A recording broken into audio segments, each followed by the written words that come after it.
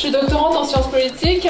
J'ai été aussi ingénieure d'études CNRS sur les déserts médicaux, justement. Donc, du coup, je cherche à comprendre la stabilité de l'accès aux soins des sans-papiers en France et aux États-Unis. De 1970 à 2016, je me concentre uniquement sur les maladies infectieuses et sur le cas des étrangers adultes. Pourquoi les adultes? Tout simplement car en France, il n'y a pas de mineurs irréguliers. On considère que les mineurs sont de facto, de manière légale sur le territoire, pour des raisons humanitaires. A l'inverse, aux États-Unis, ils n'ont pas de scrupules à estimer que des mineurs sont de manière illégale sur le territoire et qui sont donc expulsables. Donc par souci de comparabilité, je ne pouvais pas travailler sur les mineurs, donc je travaille sur les sans-papiers adultes. Et sur les maladies infectieuses uniquement. Pourquoi? Car si j'avais travaillé sur les maladies chroniques ou sur les maladies psychiatriques, ou psychologiques, j'aurais pas pu vraiment faire de comparaison, car les États-Unis ont déployé moins de dispositifs sanitaires dans ces domaines-là que par rapport aux maladies infectieuses, qui sont plus risquées pour eux, que par rapport aux maladies chroniques. Pourquoi cette problématique? Deux constats. Le premier constat, c'est qu'il existe de vives polémiques sur certains dispositifs d'accès aux soins pour les sans-papiers en France et aux États-Unis. Des vives polémiques notamment dans les programmes présidentiels depuis les années 70. En France, il y a des polémiques très vives sur l'aide médicale d'État. Est-ce que vous connaissez l'aide médicale d'État? Qui connaît ici? Bon, bah voilà, très super. Donc l'aide médicale d'État, qui est l'équivalent de la CMU, l'actuelle PUMA pour les sans-papiers. Dans une moindre mesure en France, il y a aussi des polémiques sur la régularisation pour raison de santé. Est-ce que vous connaissez la régularisation pour raison de santé? Oui, à peu près. C'est donc la possibilité pour un étranger d'obtenir un titre de séjour s'il est gravement malade et s'il n'aura pas accès aux soins dans son pays de renvoi. Donc il y a possibilité pour lui de délivrer un titre de séjour s'il est très malade. Donc en France, polémique sur l'AME et la régularisation pour état de santé. Aux États-Unis, je travaille aussi sur la régularisation globale des sans-papiers, parce que ça leur permet aussi d'accéder aux soins. Donc je travaille sur ce dispositif de régularisation massive. Aux États-Unis, il y a de vives, très très vives polémiques sur la régularisation massive, encore plus polémiques et plus vives qu'en France. Donc voilà, de vives controverses sur ces dispositifs. Il y a également en France et aux États-Unis de nombreuses réformes juridiques sur ces dispositifs, que ce soit la régularisation ou l'AME. Pour autant, en dépit des réformes et en dépit des polémiques, il n'y a pas énormément d'évolution juridique de ces dispositifs sanitaires pour les sans-papiers. Donc ma question, c'est pourquoi ça reste stable en dépit de réformes et en dépit de polémiques publiques? J'ai deux hypothèses de recherche. Très rapidement. La première hypothèse, elle se fonde sur une analyse de l'évolution juridique des dispositifs sanitaires que j'étudie. J'en ai une douzaine en France, une douzaine aux États-Unis. Et donc la première hypothèse, elle observe en France uniquement et pas aux États-Unis. Elle observe qu'en France, certains dispositifs juridiques, notamment la régularisation pour soins, font l'objet d'allers-retours juridiques. C'est-à-dire que du coup, lorsqu'on arrive à avancer des fois sur quelque chose de plus bénéfique pour les sans-papiers sur la régularisation pour soins, quelques années plus tard, il y a un retour en arrière et on supprime ce dispositif. Il y a de nombreux allers-retours comme ça pour la régularisation pour soins surtout, et dans une moindre mesure pour l'AME, qui sous-entendent, en sciences politiques c'est comme ça qu'on l'entend, lorsqu'il y a des allers-retours juridiques, on suppose que des groupes d'intérêt sont derrière pour revenir sur un dispositif bienveillant. D'accord? Donc lorsqu'il y a des restrictions, en sciences politiques, on se dit qu'il y a des groupes d'intérêt qui reviennent pour revenir sur le dispositif bienveillant de base. Donc première hypothèse de recherche, c'était ça. Il y a des groupes d'intérêt derrière qui font que c'est stable dans le temps. Deuxième hypothèse, elle est issue de la littérature américaine parce qu'elle ne s'est pas développée pour le cas français. La deuxième hypothèse, c'est l'importance de cultures françaises et états-uniennes très différentes dans chacun des pays. Bon, ça c'est issu de la littérature scientifique. Donc de ces deux hypothèses, je travaille sur un pool de données. Je passe très rapidement, j'ai 4 types de données.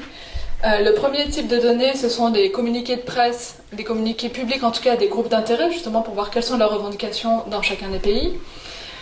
Deuxième pool de données, c'est la presse écrite. J'ai des milliers et des milliers d'articles pour chacun des pays. Troisième type de données, ce sont les données et les rapports parlementaires, pour savoir comment est-ce qu'on parle des sans-papiers dans ces deux pays. Et quatrième type de données, ce sont les rapports publics de l'administration, donc ministère de la Santé surtout. Et enfin, en plus de ces 4 poules de données, j'ai donc une centaine d'entretiens du coup dans chacun des pays. Bon, méthode mixte, quali-quanti, je ne vous développe pas davantage. Les résultats, ce qui nous intéresse le plus ici, 2 types de résultats. Premier type de résultat, c'est par rapport au groupe d'intérêt, justement, et le deuxième type de résultat, c'est par rapport à la culture. Le premier type de résultat, je me rends compte que la culture de chacun des pays agit directement sur les succès et les revendications des groupes d'intérêt. Je m'explique sur les succès des groupes d'intérêt.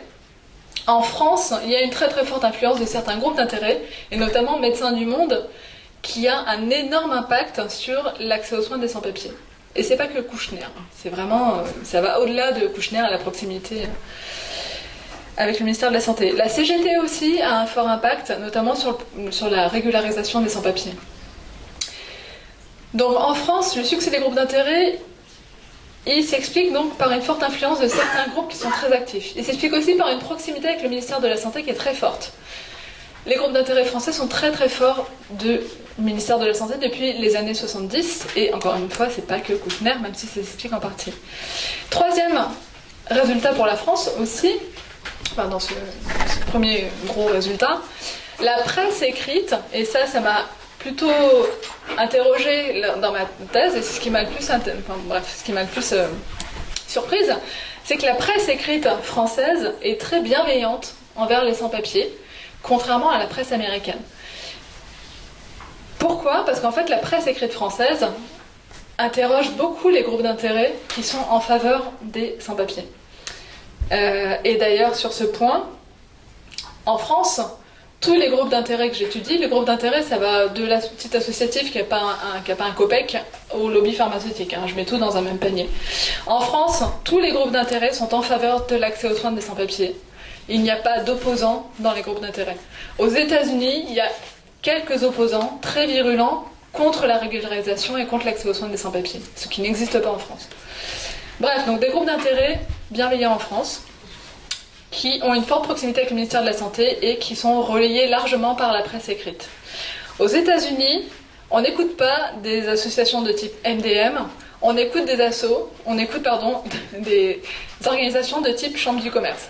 La Chambre du commerce, c'est le groupe d'intérêt qu'on écoute aux États-Unis. C'est un énorme lobby qui relaye les intérêts notamment des plus gros business et pas des petites entreprises. Dans une moindre mesure, il y a le premier syndicat américain, AFL-CIO, qui est donc le plus gros groupe d'intérêt, le plus gros syndicat américain, qui est très écouté aussi. Or, Chambre du commerce et ce gros syndicat ne s'intéressent pas à l'accès aux soins des sans-papiers. Au niveau des revendications des groupes d'intérêt maintenant, toujours dans ce premier gros résultat de ma thèse, grosse différence entre les deux pays. En France, on fait un lien très fort entre immigration et santé. Lorsque par exemple le gouvernement essaye de limiter la délivrance des titres de séjour pour soins, les groupes d'intérêt interviennent derrière pour revenir sur le dispositif bienveillant. Donc ça, c'est l'hypothèse qui est confirmée par ma thèse. Les groupes d'intérêt verrouillent. Dans une moindre mesure, parce que c'est plus dur pour eux, les groupes d'intérêt proposent aussi de nouveaux dispositifs sanitaires. Et grâce à ça, Médecins du Monde notamment a réussi à proposer des nouveaux dispositifs. Ils ont été très actifs pour la régularisation pour soins, qui est vraiment un des dispositifs qui a été proposé par les groupes d'intérêt. Ils ont été très actifs pour la création des permanences d'accès aux soins de santé, les PASS, et très actifs aussi pour les CDAG, les centres de dépistage anonymes et gratuits, qui sont les actuels CGID. MDM, c'est une organisation qui est très influente et qui notamment a une éthique militante qui est la suivante: créer des expérimentations sanitaires de type PASS ou CDAG, puis ensuite se retirer pour faire en sorte que les autorités publiques la prennent en charge. C'est-à-dire qu'une fois qu'ils expérimentent des dispositifs de type PASS ou CDAG, ils font du lobbying intense au niveau des autorités publiques pour que les autorités prennent en charge ces expérimentations, les financent publiquement, et ensuite, lorsque MDM s'assure que ces dispositifs sont pris en charge par les autorités publiques, ils se retirent en disant l'associatif n'est pas là pour compenser le manque de l'État, le manque d'intervention de l'État, l'associatif est là pour faire agir l'État.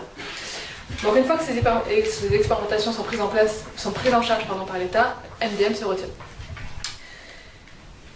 Et enfin, par rapport aux revendications des groupes d'intérêt, chose qui n'est pas visible par rapport aux États-Unis, c'est que les groupes d'intérêt français ont des liens très forts avec les partis politiques.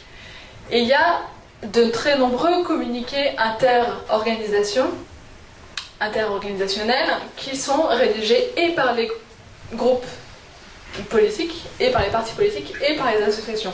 Et c'est grâce à cette proximité entre partis politiques et associations, proximité que nous sommes en train de perdre actuellement, mais c'est grâce à cette proximité entre partis politiques et associations qu'on arrive à faire avancer les choses et qu'on arrive à garantir la stabilité de l'accès aux soins des sans-papiers. Aux États-Unis, c'est complètement différent. On n'arrive pas à faire de lien entre immigration et santé. Ça se voit à différents niveaux. Les groupes d'intérêt, notamment d'une part les groupes d'intérêt qui sont spécialisés sur la régularisation et qui exigent la régularisation des sans-papiers, ne communiquent pas avec les groupes d'intérêt qui exigent l'accès aux soins des sans-papiers. Il y a un clivage très net entre ces deux thématiques. Les groupes d'intérêt d'origine catholique sont les seuls à faire un lien entre régularisation et accès aux soins, comparé aux groupes d'intérêt protestants. Et globalement, également, les groupes d'intérêt catholiques sont plus mobilisés sur l'accès aux soins des sans-papiers que les groupes d'intérêt protestants. Ce clivage entre immigration et santé, il s'exprime aussi au niveau des équipes parlementaires, au niveau du fédéral. C'est-à-dire que les équipes parlementaires, pour un même parlementaire, sénateur ou congressman, pour un même parlementaire, l'équipe parlementaire de ce parlementaire, qui est spécialisée sur la santé, ne communique pas avec l'équipe parlementaire qui est spécialisée sur l'immigration, alors qu'ils ont le même boss en commun. Et enfin, presque enfin, pardon, un des derniers résultats par rapport à ce clivage immigration-santé, mes enquêtés américains ne comprennent pas l'intérêt qu'il y a de régulariser un sans-papier lorsqu'il est malade. Ça leur paraît pas logique. Lorsqu'on vous dit, est-ce que ça vous paraît normal de donner un titre de séjour pour un sans-papier parce qu'il risque de mourir dans son pays de renvoi, les Américains disent c'est bizarre quand même de mélanger les deux. Non, pour moi je vois pas l'intérêt. C'est-à-dire que pour eux, il faut d'abord régulariser les sans-papiers massivement et ensuite éventuellement leur permettre d'accéder à la santé. Et encore, petite anecdote là-dessus, il y a débat aux États-Unis. Il y a débat, et notamment sur les personnes les plus bienveillantes que j'ai rencontrées, elles estiment que oui, une fois qu'un sans-papier est régularisé, on peut lui permettre d'accéder à la santé, mais pas directement. Il faut qu'il attende 3 ans, 5 ans légalement sur le territoire pour accéder à la santé, parce qu'il n'a pas encore prouvé qu'il méritait cet accès aux soins. Différence culturelle majeure. Et enfin, la conséquence de ce clivage entre immigration et santé est le suivant. Lorsque j'interviewe des personnes du ministère de la Santé, des personnes des agences fédérales de la santé, elles me répondent la chose suivante. Personne est venu réclamer dans mon bureau un accès aux soins de sans-papier. Personne, pas un groupe d'intérêt. J'ai jamais entendu quelqu'un me réclamer cet accès. Voilà. Ça c'est vrai aussi au niveau des parlementaires. Lorsque je suis dans les bureaux des parlementaires au niveau fédéral, ils me disent en gros, il est mignon votre sujet, mais moi j'y connais rien, et en fait personne n'est venu m'apporter son expertise sur l'accès aux soins des sans-papiers, car aucun groupe d'intérêt n'agit là-dessus. Deuxième résultat de ma thèse, en dehors des groupes d'intérêt, c'est la culture, du coup. Et ça c'est un des résultats qui, je n'invente rien, ça avait déjà été montré auparavant. France et États-Unis, deux cultures différentes, qui expliquent aussi cette sélection des groupes d'intérêt. Encore une fois, parce que la culture française est plus portée sur la santé, on écoute MDM, parce que la culture américaine est plus portée sur le politique libérale, on écoute la Chambre du commerce. Donc effectivement, en France, je montre que l'origine catholique est en partie responsable de ce clivage. L'origine catholique, elle explique, je vous avais parlé des groupes d'intérêt plutôt d'origine catholique qui se mobilisaient davantage, mais ça ressort là-dessus. L'origine catholique, elle est tolérante envers l'infraction. T'es venu illégalement, c'est pas grave mec, on te pardonne. Nous, l'infraction, c'est pas si grave. Tolérance envers l'infraction d'une part, et l'origine catholique privilégie aussi l'égalité. Donc ce fameux universalisme. En conséquence, en France, on estime que la santé est un droit. Et vous allez le voir, c'est différent que les États-Unis. En France, la santé est un droit. En France, on ne va pas questionner le serment d'Hippocrate. Le serment d'Hippocrate, le médecin, il soigne, basta. A priori, jusqu'à maintenant.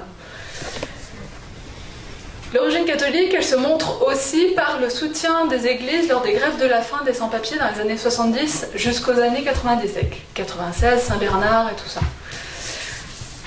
Les églises catholiques avaient à cette période-là hébergé des sans-papiers.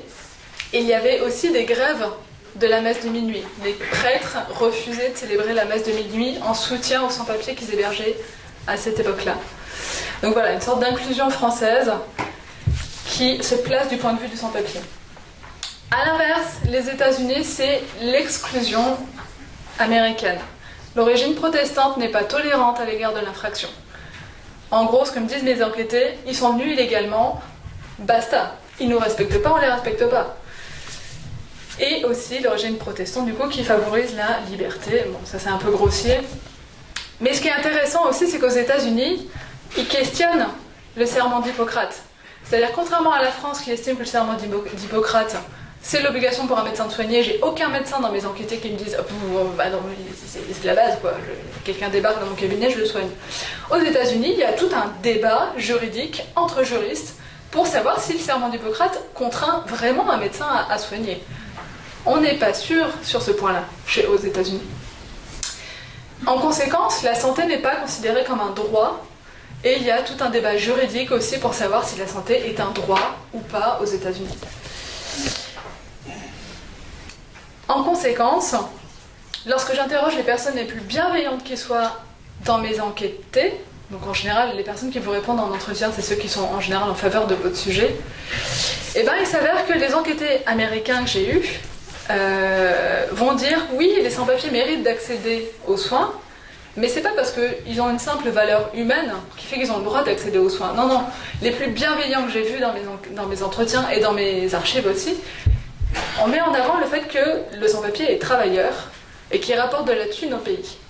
Et c'est uniquement à ce titre-là, à ce compte-là, qu'on lui autorise d'accéder à la santé. Jamais on va vous dire oui, c'est parce qu'il est humain, donc il mérite la santé. Non. Donc c'est vraiment pas le même débat. Il y a bien sûr de l'opposition en France et aux États-Unis. Là, je termine sur mes derniers résultats et puis je conclus. L'opposition en France, elle n'est pas dans les groupes d'intérêt comme je vous l'ai dit tout à l'heure, elle est dans les parlementaires. Mariani, bon, notamment Mariani,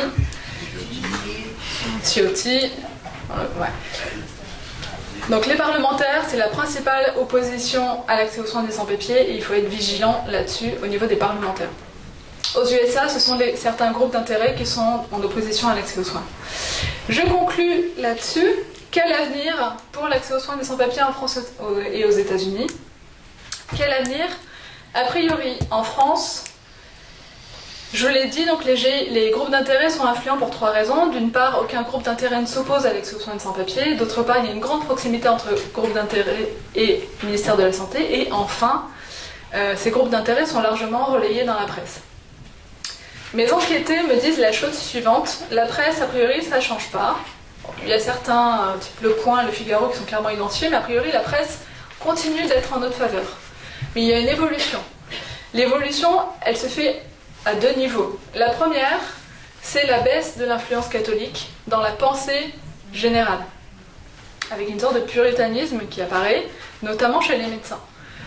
Mes enquêtés me disent, groupe d'intérêt, enfin parlementaires, groupe d'intérêt confondus et médecins, me disent qu'il y a une évolution dans l'opinion publique, et une évolution dans les groupes d'intérêt, et une évolution chez les professionnels de santé.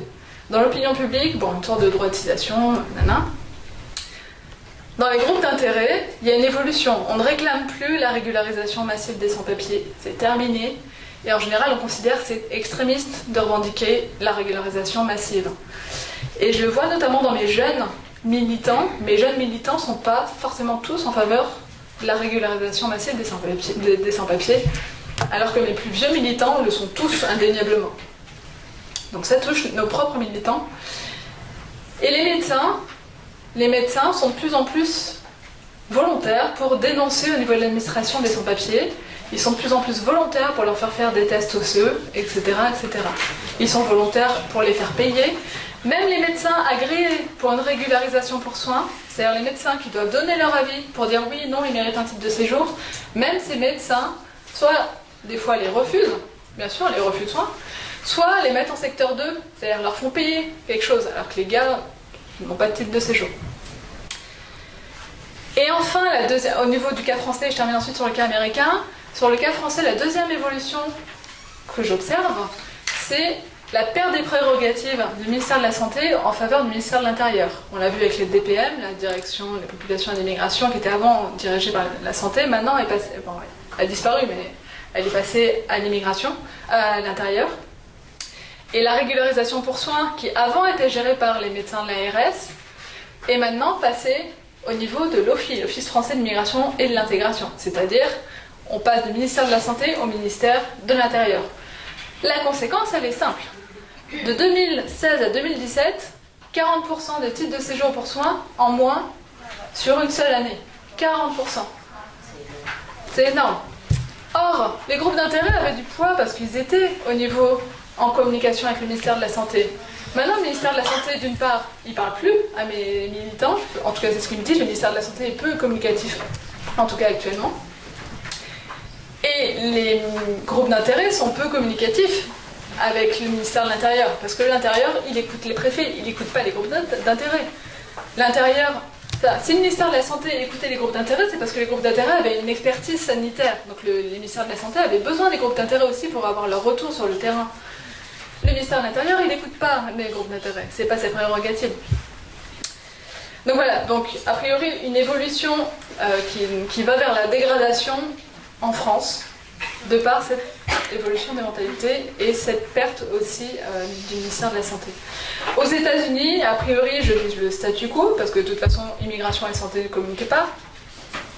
Et au mieux, aux États-Unis, on verra quelques régularisations ponctuelles, mais jamais de grosse régularisation massive, comme on a pu le voir en 86, qui a été détestée par de nombreux militants. Voilà, je vous remercie. Nous, on va vous parler de la caravane santé insoumise. Donc Alexis et moi, on est militants en France insoumise. On travaille dans la santé et du coup, on avait envie de se saisir de ces questions à un niveau politique. Donc on a créé un groupe de travail à Montpellier. On s'est inspiré notamment du livre national qu'a coordonné Frédéric Pierru. Et on avait envie de le décliner à un niveau local, adapté aux besoins de la population montpelliéraine et de la métropole. Donc pour nous, il était clair qu'on ne pouvait pas rester entre nous à réfléchir à ce sujet, à rester dans l'idéologie. Donc on avait envie d'aller voir les habitants de Montpellier. Pour ça, on s'est saisi d'un outil classique de la France insoumise qui est la caravane, donc là la caravane santé. Donc en fait, la caravane santé, c'est des consultations citoyennes. On passe de quartier en quartier pour aller demander l'avis aux gens, demander quels sont leurs problèmes. Donc en fait, on s'installe avec des tables, des documents de prévention, des petits jeux, et on va à la rencontre des habitants. On ne se positionne pas en professionnel, on est vraiment de citoyen à citoyen. Et en fait, la caravane, c'est un espace d'écoute et de parole.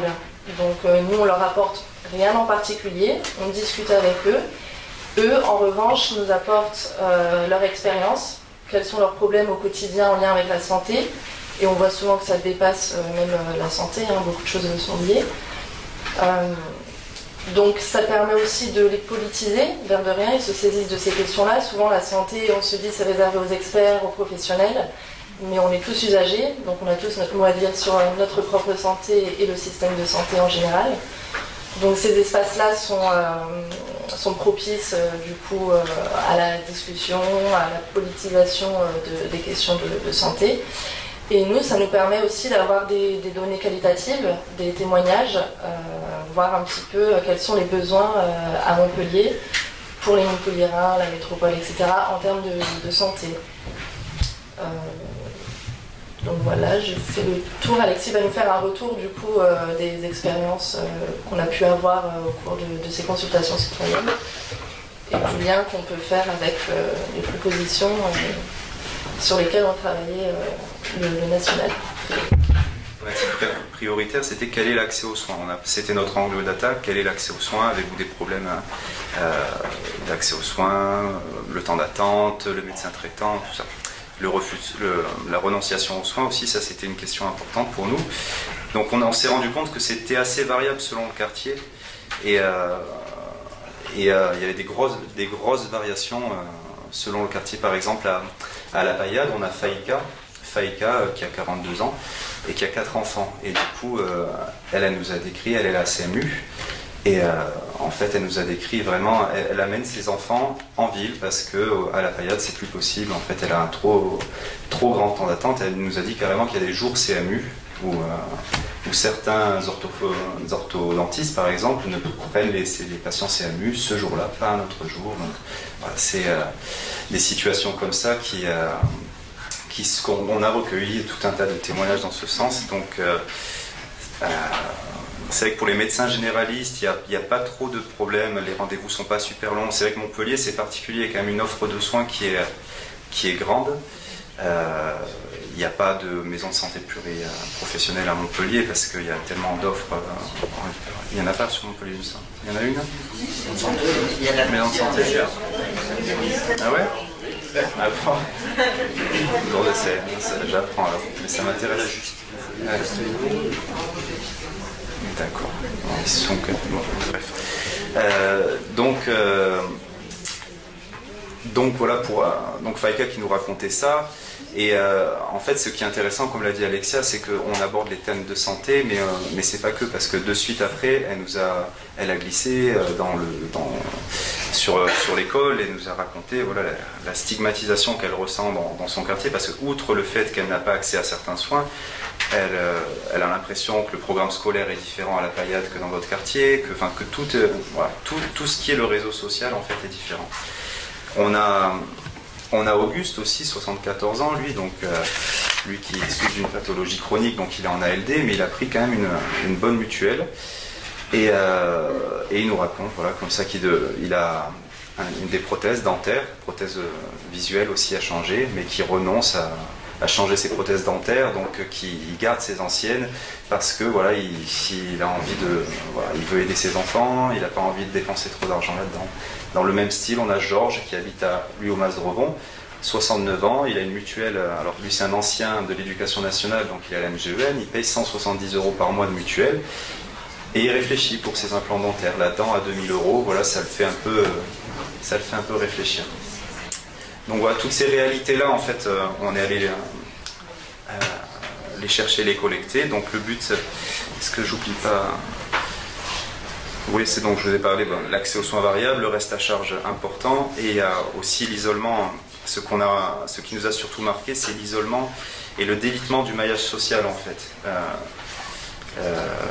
Les gens qui, au sortir de l'hôpital, se retrouvent en ville avec un besoin d'accompagnement social qui est insuffisant maintenant, et du coup qui se retrouvent dans un certain sens isolés dans leurs problèmes de santé. Voilà, donc nous, ça c'est une partie donc, de notre travail, c'est de collecter toutes ces propositions, tous ces témoignages pour ensuite venir à faire des propositions. Donc comme l'a dit Alexia, on s'est basé sur le livret santé de la campagne présidentielle. Donc on est parti de là, c'était un point de départ. Et c'est vrai qu'il y a certains axes que vous avez décrits ce matin, notamment sur la prévention, sur la démocratisation d'un système de santé. Je ne vais pas vous dire tous les titres, mais voilà, sur 100% sécu.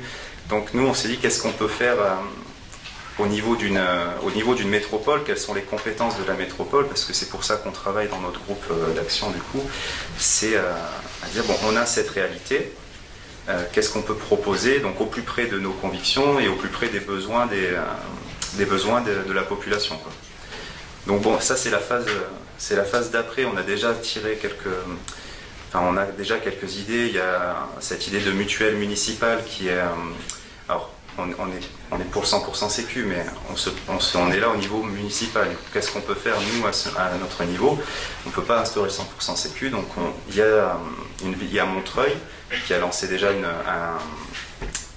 une mutuelle municipale, donc on peut s'inspirer de cet exemple-là. C'est aussi dans le programme, en fait, dans la charte, il me semble, de la programmée des municipales la charte pour les listes municipales de la France Insoumise. Donc on se dit, ça correspond aussi à l'état d'esprit du mouvement qu'on représente. Qu'est-ce qu'on a d'autre? On a aussi ce qu'on a bien aimé donc, dans le livret santé, c'est au niveau de la démocratie, au niveau d'un système de santé plus démocratique, c'est la création des conseils sanitaires de quartier. C'est aussi un moyen, ça ressemble, enfin, la caravane santé, c'est le premier pas vers ça en fait, c'est-à-dire repolitiser la santé, redonner aux gens, aux plus proches dans le plus petit territoire, quoi, le quartier, la possibilité de décider de leur santé, de ce qui est bon pour eux, parce qu'il y a de telles disparités entre un quartier et l'autre que les problématiques ne sont pas les mêmes et qu'on peut difficilement avoir une solution générale, même pour une ville comme Montpellier, pour tout le monde. Donc voilà les idées, les idées sur lesquelles on souhaite travailler ensuite. Donc on va continuer nos caravanes. Donc il y en aura une prochaine en avril sans doute. Donc on vous invite, alors le lieu n'est pas déterminé. Notre intention, comme l'a dit Alexia, c'est d'aller un peu dans tous les quartiers pour se rendre compte des différences. Après, si vous avez, vous, des besoins, si vous voulez venir avec nous, donc vous verrez, on s'amuse quand même, donc vous êtes les bienvenus. Si vous voulez, s'il y a un quartier, si dans votre quartier vous avez envie d'avoir cette expérience-là, contactez-nous et on peut venir avec plaisir organiser ça.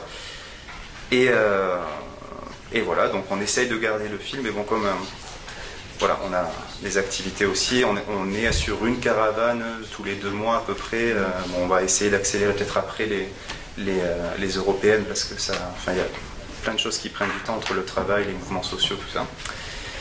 Mais bon, on avance. Et donc après, les perspectives de travail de notre groupe, c'est maintenant la rencontre avec des experts locaux pour confronter nos propositions. Et voilà, le but, c'est d'être dans le réel de ce qui d'être dans le réel, de ne pas faire que de l'idéologie au niveau de la santé, parce qu'on sait sûr qu'on a des idées, mais il y a un contexte local.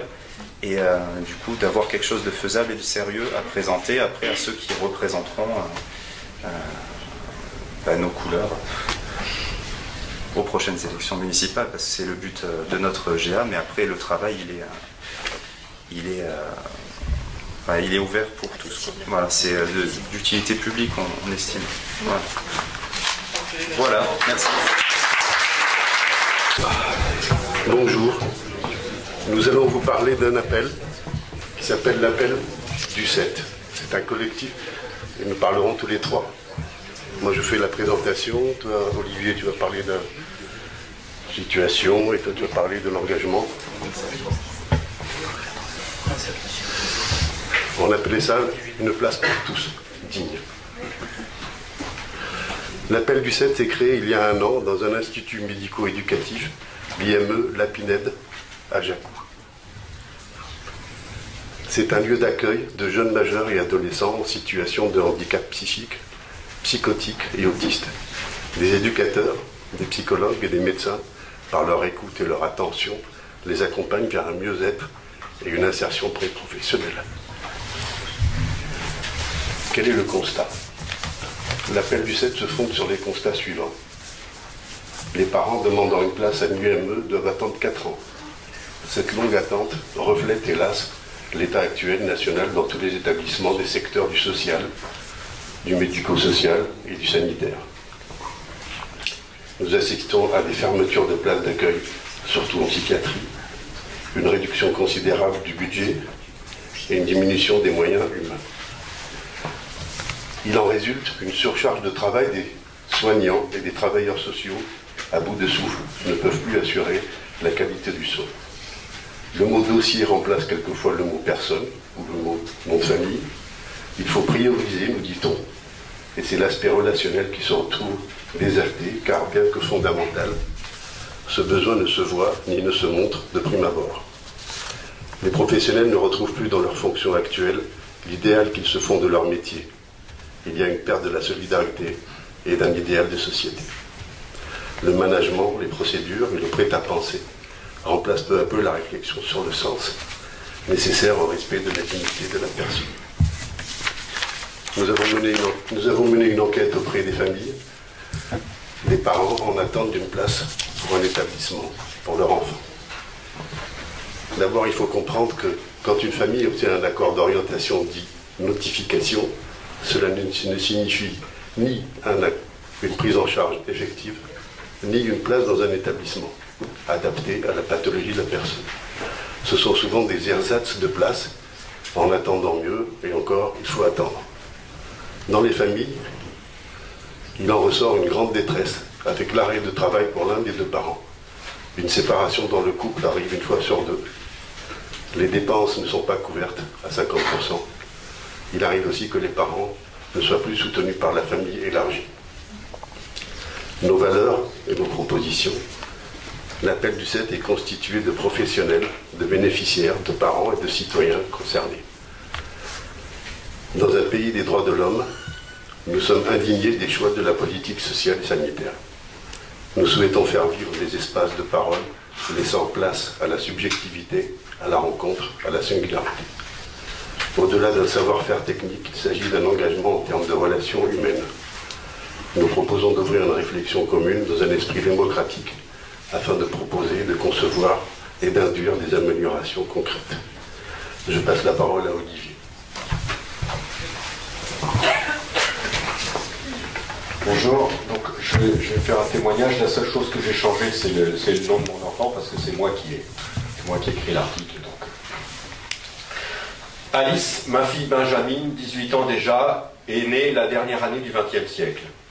Un siècle qui aura vu de grands progrès dans la prise en charge des handicapés mentaux, des progrès dans le soin, des progrès dans la prise en charge publique, des progrès dans l'ouverture du système institutionnel à la société civile. Alice est née enfant ordinaire, et plus tard, avant ses 2 ans, elle s'est révélée extraordinaire, une enfant différente. La vie familiale est devenue plus intense, difficile, complexe, riche, avec son lot d'errements, de souffrances, de joie. Je suis heureux qu'Alice soit née en l'an 2000. Si elle était née 15 ans plus tard, je ne suis pas sûr qu'elle aurait pu recevoir la même aide médicale et médico-sociale que celle qu'elle a reçue depuis 2003. Je suis même sûr du contraire. À la suite d'un premier diagnostic en psychomotricité, ça n'avait pas bien commencé, et puis la pédiatre qui s'occupait d'Alice a eu la bonne idée de nous adresser au CANSP. Le CANSP, ça veut dire Centre d'action médico-sociale précoce de Saint-Éloi. Débute une approche médicale globale de notre enfant avec consultation psychologie, psychomotricité, éducation avec la méthode Montessori en complément d'une intégration à l'école maternelle. Nous, les parents, avions aussi droit à des séances de soutien psychologique et d'explication, et nous en avions bien besoin. 3 ans plus tard, Alice a 6 ans. Le CANSP ne peut plus la prendre en charge et il faut qu'elle puisse intégrer le service NPEA. Le NPEA, ça veut dire médecine psychologique enfants et adolescents, toujours à Saint-Éloi. L'attente, la négociation entre services de l'hôpital nous font prendre conscience du manque de moyens. Alors qu'Alice intègre finalement le NPEA pour un peu plus de 2 demi-journées par semaine, elle ne peut pas être prise en charge en séance individuelle par un ou une psychologue du NPEA, faute d'effectifs. Et c'est un arrangement spécial avec le CANSP, puis avec un autre service, qui permettra à Alice de continuer à être suivie par la psychologue qui l'avait accompagnée depuis ses 3 ans, pendant 3 années encore. La tendance à ce moment-là à l'hôpital est de prendre de moins en moins de soins en charge. Lorsque la psychologue arrête le suivi, le MPEA nous renvoie vers un pédopsychiatre en libéral. Puis le MPEA renvoie en libéral pour la partie psychomotricité, tout en continuant d'accueillir Alice 2 demi-journées par semaine. Nous avons de la chance. Après la maternelle, dont elle ne pourra pas faire la grande section, trop difficile, Alice continue sa scolarité en CLIS. On dit maintenant ULIS, Unité d'inclusion scolaire. Alice atteint l'âge de fin de l'école primaire. Il nous faut envisager la suite, inclusion au collège ou institut médico-éducatif, donc ce qu'on appelle l'IME. La fin de la prise en charge au MPEA se décide pour bientôt et le MPEA nous oriente plutôt vers l'institut médico-éducatif. L'intégration d'Alice au collège, alors qu'elle ne sait pas encore bien lire, nous semble difficile. Avec l'équipe éducative, nous demandons l'orientation en institut médico-éducatif qui est accordée. Le MPEA s'oriente, lui, vers une gestion de la phase aiguë des troubles. Donc, pour ceux si vous savez comment le MPEA a évolué, mais donc il s'est plus orienté vers les troubles du comportement. Voilà, et donc il y a un certain nombre de choses qu'il faisait avant qu'il ne fait plus. Alors qu'Alice attend toujours une place en IME, le MPEA cesse la prise en charge en décembre 2012. L'IME Les Oliviers avait renvoyé son dossier sans même prendre la peine de mettre Alice sur une liste d'attente, avec une lettre invoquant un problème d'effectif et son âge élevé. Heureusement, après un stage en février 2013, l'IME La Pinède, le seul autre IME adapté dans le secteur, a donné son accord définitif à une intégration en juillet 2013. Ouf, il suffisait qu'une place s'ouvre, il s'en est ouvert une après 2 ans d'attente. 2 ans d'attente. Maintenant, ce serait dans le même cas de figure, 5 ans. Il y a plus d'enfants et de jeunes en liste d'attente aujourd'hui qu'il n'y a de places au total dans cette IME. Je ne sais pas comment nous aurions fait. Comment Alice aurait pu supporter une prise en charge inadaptée alors qu'elle vivait les changements difficiles de l'adolescence. Je ne sais pas comment font tous ces enfants. Excusez-moi. Tous ces parents qui doivent attendre. Alice a pu s'épanouir, grandir, débuter son émancipation au sein de l'IME. C'est ce dont ont besoin tous les jeunes. S'épanouir, grandir, s'émanciper. Si les jeunes doivent devenir responsables d'eux-mêmes selon leurs moyens, alors la société doit faire face à ses responsabilités pour que cela soit possible. À 17 ans, Alice a appris l'origine génétique de son handicap. Une mutation qu'on appelle de novo. Donc, ça veut dire que les parents ne la portent pas. Grâce au suivi régulier du service de génétique, grâce à l'engagement de médecins pour mobiliser les données médicales des patients qui le souhaitaient, afin de faire des recherches avec des dispositifs nouveaux. Bien sûr, c'est capital pour elle de savoir. C'est capital aussi pour toute la famille. Et pourtant, nous avons l'impression que cette information, nous la tenons à l'engagement de personnes, à l'opportunité d'un programme de recherche, dans un système hospitalier mis sous tension par les préoccupations de rentabilité, alors que ce qui en fait la valeur, ce sont les soignants, les personnels d'appui aux soignants, les collectifs de travail. La situation du manque de places disponibles dans des structures adaptées à l'épanouissement et aux soins des jeunes handicapés mentaux dans l'Hérault est absolument scandaleuse. Cela révolte les professionnels, laissant dans la souffrance enfants et parents. C'est pour cela qu'une initiative collective a conduit au rassemblement d'un grand nombre de professionnels et d'usagers sous le nom l'appel du 7. Le constat de carence était fait partout, pour les jeunes, pour les adultes, dans le secteur du soin, du médico-social, de l'aide sociale à l'enfance et aux familles. Admiratif de ce que je voyais à l'IME La Pinède, conscient de ce que ma fille doit à une structure et aux gens qui la font vivre, je ne pouvais pas ne pas me sentir concerné par l'appel du 7. C'est pourquoi je participe à Réunion, c'est pourquoi je témoigne aujourd'hui. Nous sommes heureux de la situation d'Alice aujourd'hui, pourtant, malgré une prise en charge adaptée assez tôt, Alice a souffert. Nous, ses parents, avons souffert aussi, entre remise en cause de toutes nos certitudes initiales de parents, inquiétude pour les soins, énergie à consacrer à Alice et aux institutions, au détriment parfois de nos propres vies. Le passé n'est pas le meilleur des mondes. Mais encore une fois, nous mesurons la chance relative que nous avons eue par rapport à ce que nous avons lu dans les réponses qu'ont fait les parents à ce questionnaire dont a parlé Claude. C'était beaucoup de détresse, de colère, de difficultés familiales et économiques. Alice a bénéficié d'un accompagnement par l'hôpital pendant 9 ans. L'État ne s'est désengagé que progressivement de ses responsabilités de soins.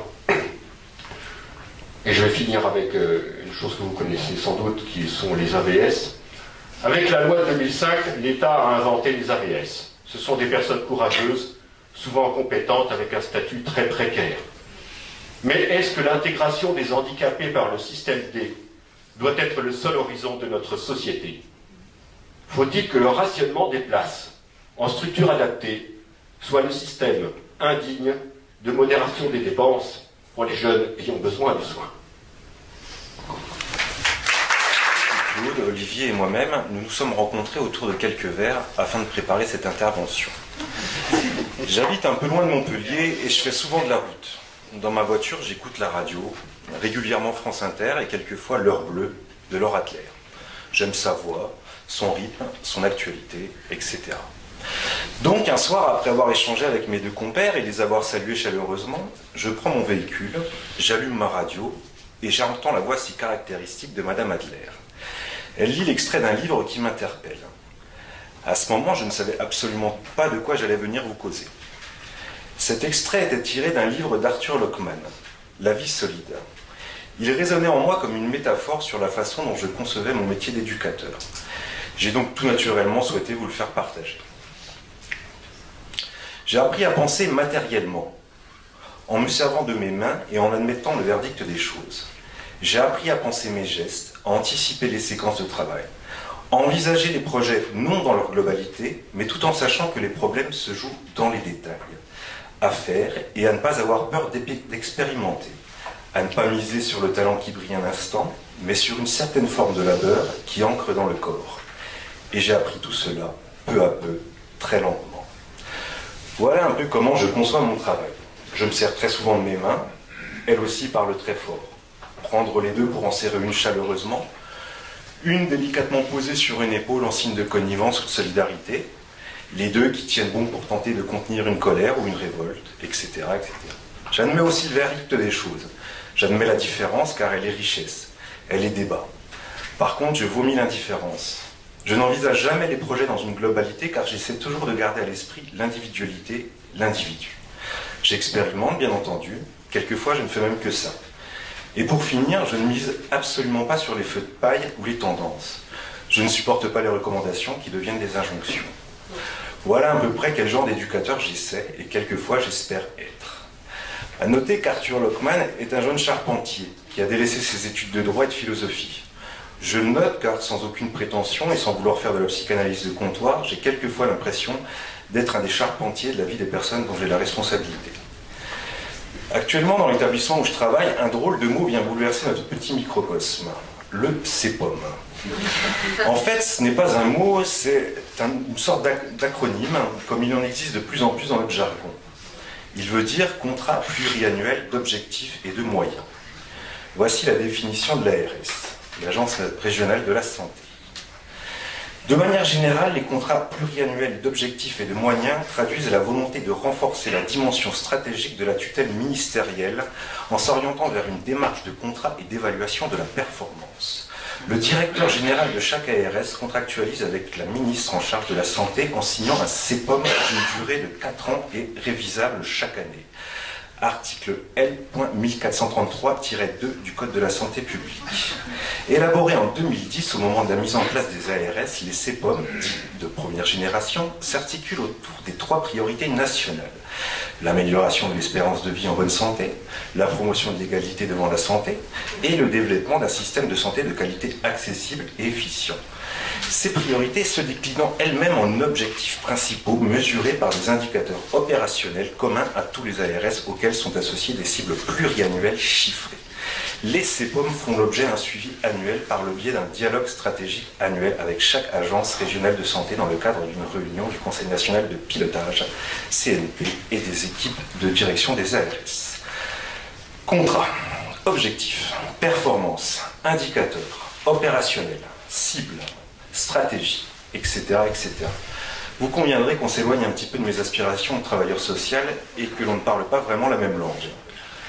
Je ne sais pas en quoi tout ce merdier va consister, mais je pense que Claude doit bien être content de partir à la retraite. En fait, on peut imaginer que c'est une vaste fumisterie, un enfumage qui peine à nous faire croire que l'État s'occupe des plus démunis. Alors ma directrice générale et mon directeur, eux, sont très excités. C'est un super outil, disent-ils, il va nous donner une grande marge de manœuvre, nous maîtriserons mieux nos budgets. Pour eux peut-être, mais moi je crois que je vais plutôt remplir des tableaux, cocher des croix, alors que j'ai horreur des tableaux et des croix. Bref, je viens devant vous pour vous dire quelque chose que vous savez déjà, on me prend pour des cons. Alors, réellement, qu'est-ce qui m'amène devant vous? C'est un peu Claude, un peu Olivier, un peu l'appel du 7, mais beaucoup l'indignation. Une indignation qui m'habite de plus en plus fort. Alors je ne peux que convoquer Stéphane Hessel qui disait il y a quelques années: il nous appartient de veiller tous ensemble à ce que notre société reste une société dont nous soyons fiers. Pas cette société des sans-papiers, des expulsions, des soupçons à l'égard des immigrés. Pas cette société où l'on remet en cause les retraites, les acquis de la sécurité sociale. Pas cette société où les médias sont entre les mains des nantis.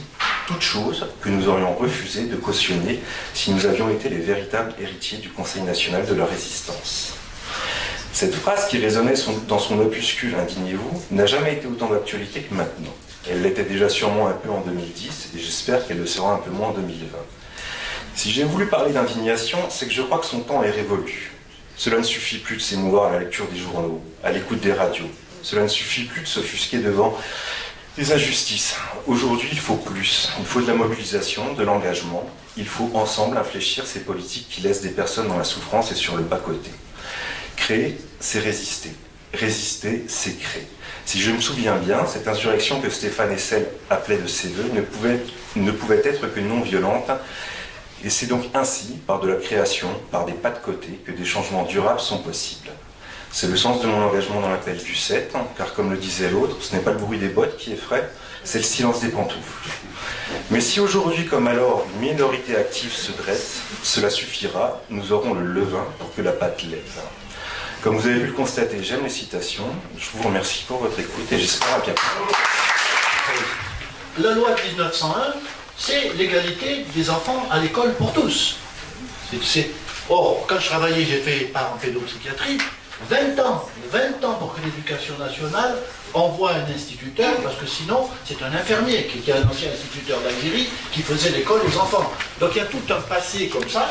Ce que je veux dire qu'en 83, quand le tournant libéral s'est pris avec Mitterrand, il a été écrit des politiques publiques et ils ont précisément dit qu'il y avait 2 à 3 générations pour passer des soins à l'hôpital à liquider, ça s'est fait assez rapidement, en une génération, et venait à peine de voir le jour, comme je vous ai dit ce matin tout à l'heure.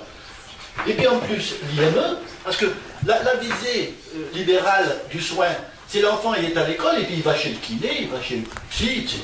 Et puis ça coûte moins cher, par rapport à ce qu'on a dit tout à l'heure, l'hôpital coûte cher, etc. C'est d'une simplicité monumentale.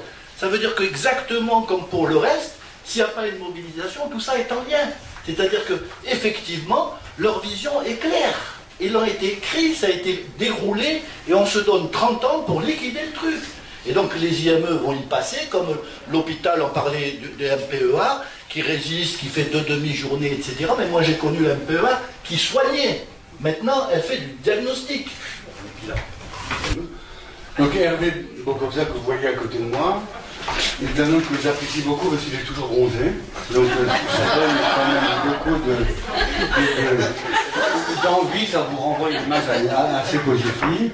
Mais non, je ne me souviens pas de cette première rencontre, je m'en souviens d'une autre, mais qui était à la même époque, puisque c'était en juin 2003, la première fois pour les états généraux de la psychiatrie.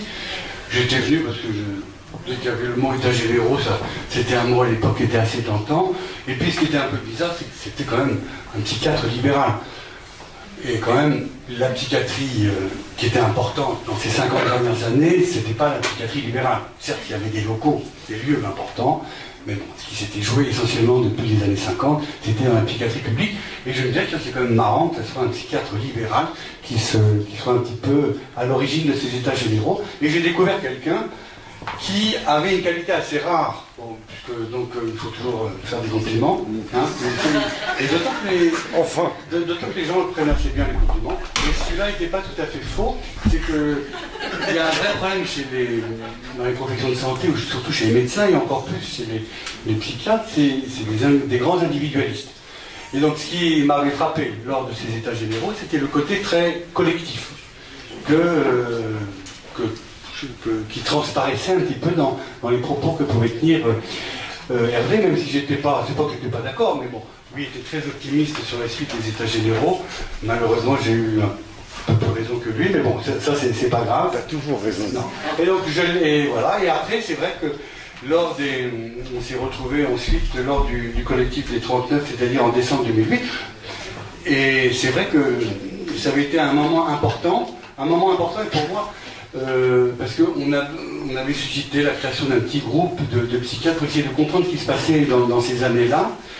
Et c'était très troublant parce que, comme journaliste qui allait dans quelques endroits, j'avais été très frappé par la montée en puissance de l'isolement, des services qui se fermaient de plus en plus alors qu'au début, voilà. Et je crois que, même si ça va agacer Hervé, je crois qu'un des gros succès du collectif des 39, c'est d'avoir simplement, et c'est déjà beaucoup, rendu visible quelque chose qui ne...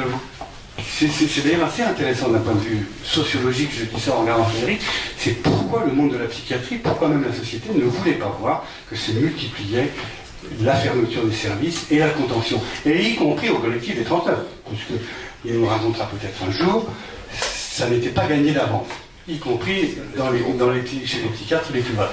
Et que ça a été, je trouve, la grande réussite de ce collectif, qui a été de rendre visible ce qui n'était pas, qu'on ne voulait pas voir, ce que le monde ne voulait pas voir, à savoir ces drôles de pratiques qui se multipliaient. Alors voilà, mais malheureusement, je n'étais pas du tout parti pour vous parler de ça, mais c'est plus d'une autre histoire parce qu'il m'a gentiment dit que j'avais eu trois passions. J'en ai eu une quatrième un peu tardive. C'était autour des vieux. C'était l'âge qui fait que voilà.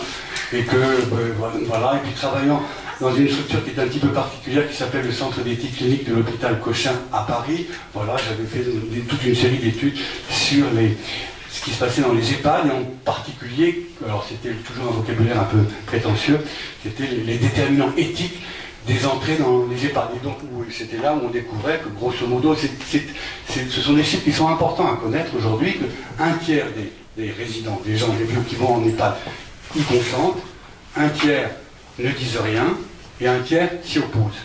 Donc c'est quand même assez énorme, c'est-à-dire que grosso modo, 2 tiers des résidents, ils vont sans un consentement explicite. Voilà. Et c'est un peu à partir de ce constat-là que m'étais remis un peu à travailler un peu sur les personnes âgées, et je découvrais quelque chose de très étonnant, quand même m'occupant de la médecine. Et la médecine, quand même, c'est sérieux, c'est très valorisant la médecine. Hein, la maladie, c'est sérieux. Et j'étais très frappé, dans ces années-là, de me rendre compte d'une chose, que quand une personne âgée était diagnostiquée de la maladie d'Alzheimer, il se passait quelque chose de bizarre. C'était non seulement, normalement quand on a un diagnostic, c'est plutôt une bonne nouvelle, c'est déjà quelque chose. Et bien non, la seule conséquence était l'exclusion de la personne, la stigmatisation, et y compris dans sa famille. C'est-à-dire que c'était sur le thème, tout ça sert à quoi ? Elle a plus toute sa tête. Alors que c'est ce qu'on verra. En tout cas, je crois que c'est d'ailleurs un des gros défis des années à venir, c'est qu'est-ce qui reste quand on n'a plus sa tête, quoi. Alors qu'il reste toujours quelque chose. Bon bref, tout ça était que je me suis un peu penché, et puis pour des raisons un peu amicales, etc., j'ai travaillé avec un professeur de gériatrie qui dirige toujours le service de gériatrie à l'hôpital européen Georges Pompidou autour de la maladie d'Alzheimer. C'est en tout début du siècle, en 1901, qu'un neurologue, Alois Alzheimer, voit une femme qui s'appelle Auguste de Deter, qui est jeune, qui a 51 ans, qui perd un peu sa tête, qui n'a plus beaucoup de mémoire, voilà, qui répète un peu toujours la même chose. Ce qui le frappe, c'est qu'elle est jeune. Ce qui est très impressionnant, surtout à noter, c'est qu'au début du siècle, il y avait, non pas encore le triomphe, je parle un peu sous ton contrôle, mais Freud commençait à gagner les esprits. C'est-à-dire la psychanalyse commençait à être la valeur intellectuelle dominante. Et les neurologues étaient une discipline qui avait de grosses difficultés. Donc voilà, il fallait, pour eux, les neurologues, c'est une drôle de discipline. Hein. Ça fout des diagnostics. La plupart du temps. Bon, en même temps, il y a 2-3 maladies qu'ils arrivent à traiter, mais de toute façon, ils ne servent à rien. Ils mettent le diagnostic, et puis après, il n'y a pas moins. C'est un peu caricatural, hein, je dis, mais voilà. Mais c'est une maladie, c'est une très intellectuelle, quoi. Et les neurologues, c'est de la gueule, quoi. C'est une présente. Donc voilà. Donc ce docteur Alzheimer voit cette patiente, il trouve ça un petit peu bizarre. Parce qu'elle est jeune. Vous verrez que c'est un élément très important. Donc elle a juste 51 ans, quelques années plus tard, mais assez vite, je crois que c'est en 1905 ou 1906, elle meurt, et part un peu, pour des raisons un peu particulières, il arrive à la retrouver, il fait l'autopsie de son cerveau, et il voit des choses un petit peu bizarres sur son cerveau, je ne pas ce truc, il y a des plaques, etc. Il dit, bon, ben voilà, pourquoi pas. Mais il y a un chef de service, qui à l'époque est une personnalité extrêmement dominante de la neurologie. Tout ça se passe en Allemagne, et bon, c'était un enjeu scientifique très important. Et lui va à tout prix, et le pousse à communiquer là-dessus, dans un congrès, et va jusqu'à réécrire un petit peu le premier papier en disant, il y a un cas nouveau qui est arrivé, qui marque l'entrée d'une nouvelle maladie. Et c'est la première fois, on est en 1906, donc ça fait un peu plus d'un siècle. Mais donc, voilà, là on sent bien qu'il y avait une vraie volonté de cette discipline médicale qui était la neurologie, de contrer un petit peu la montée en puissance, voilà, là, aucun laboratoire, aucun firme pharmaceutique qu'on ne peut encore accuser. Et ce qui est très intéressant, c'est que, grosso modo, jusqu'aux années 70, il ne se passe, je simplifie, quasiment rien. Dans la grande presse médicale, scientifique, jusqu'en 76 ou 75, il y a à peine une petite centaine d'articles qui vont être écrits autour de cette nouvelle maladie dite d'Alzheimer. juste à titre d'exemple, les 20 années suivantes, c'est-à-dire entre 1976 et 1996, il y aura plus de 45 000 articles qui seront recensés dans la presse scientifique de haut niveau. Donc, vous voyez, il y a un long temps de latence, il ne se passe rien. Il y a eu une naissance d'une maladie à un moment donné, ou en tout cas une émergence dans le champ social. Et il va se passer quelque chose de très étonnant, aux États-Unis toujours. Il va y avoir un grand neurologue, qui s'appelle Robert Katzmann, qui va, en 1976, faire un article dans une revue très scientifique qui s'appelle Les Archives de la Neurobiologie, et qui va dire, et c'est là que c'est un vrai tournant, veut dire que finalement, ces premiers malades qu'on a découverts au début du siècle, appelés donc maladie d'Alzheimer, c'est peut-être une forme juste soit avancée ou soit prémonitoire de ce qu'on appelle aujourd'hui la démence sénile. Et il va faire le mélange en disant que, voilà, grosso modo, la démence sénile et la maladie d'Alzheimer, c'était la même chose. C'est très intéressant parce que donc on est à la fin des années 70, donc vous voyez, il y a des enjeux médicaux, des enjeux scientifiques, mais bon, on peut en rire comme ça, mais bon, c'est normal, et plutôt c'est un peu simple, bon, les disciplines se bagarrent entre elles, etc. Mais ça intervient à un moment aussi très particulier, fin des années 70, début des années 80, c'est là où va commencer dans les pays occidentaux un phénomène tout à fait nouveau, qui est l'allongement de l'espérance de vie après 80 ans. Ça a commencé, mais apparaît, ça veut dire une nouvelle race de gens, non, une nouvelle tranche de vie, c'est-à-dire des gens qui sont très âgés, les plus de 80 ans. Et donc il y a quelque chose de très particulier. Il y a ce phénomène démographique, il y a un phénomène de guerre un petit peu entre les disciplines médicales, et puis il y a quelque chose aussi de très particulier qui est, à partir de ces mêmes années-là, pas la naissance, mais l'installation d'une nouvelle discipline médicale qui, grosso modo, avant n'existait pas, qui s'appelle la gériatrie. Parce qu'avant, on ne s'occupait pas des vieux, on ne les soignait pas. Donc voilà, ils étaient vieux, et puis ils mouraient. Je caricature et simplifie un petit peu, mais c'est un petit peu ça. Et donc, dans ces années-là, fin des années 70, début des années 80, il y a quelques médecins qui vont simplement commencer à regarder et à se mettre à soigner les vieux. Et qu'est-ce qui se passe? Eh bien, ça marche. S'ils ont des problèmes cardiaques et si on commence à s'occuper de leurs problèmes cardiaques, eh bien, ça marche. Donc, cette discipline de la gériatrie, qui commence à prendre son autonomie vis-à-vis de ce qu'on appelle la médecine interne ou la médecine générale, donne des résultats très spectaculaires parce que simplement, pas simplement le soutien, mais le regard un peu clinique va faire naître une réponse thérapeutique, et puis la médecine, on a beau la critiquer souvent, mais elle peut être sacrément efficace pour ça. La médecine, il y a beaucoup de choses en médecine qui marchent. Donc il y a toute cette configuration qui fait que arrive une nouvelle discipline, la gériatrie, arrive une nouvelle population, les vieux, arrive un peu la science, et évidemment, là, très vite, à partir de la fin des années 80, arrive aussi l'industrie pharmaceutique, qui, pas bête du tout, se dit, mais il y a peut-être il y a un marché, puisque maintenant, les vieux vont être de plus nombreux. Et donc, là, on va arriver à des choses très étonnantes, c'est qu'en 1986, on va ressortir un vieux médicament qui s'appelle la Tacrine, qui servait je ne sais trop pas quoi, mais je crois que c'était des difficultés respiratoires pour certains types de patients. Et là, c'est là où on voit que tout est un peu compliqué. Dans la plus grande revue médicale, qui est le New England Journal of Medicine, donc c'est quand même plutôt assez sérieux, un médecin qui s'appelle Sommer, qui est psychiatre, va présenter une étude, et qui est une étude ni fait ni à se faire, d'une vingtaine de patients, qui sont, dit-il au début, diagnostiqués atteints de cette maladie, mais au cours de l'étude, il y en a 5 ou 6 qui quittent l'étude parce qu'ils ne sont pas vraiment correspondants à cette maladie, et puis peu après, il fait des interrogatoires par téléphone, je vous raconte ça assez rapidement, et au final, il dit, mais la Tacrine, ça marche, il y a des résultats.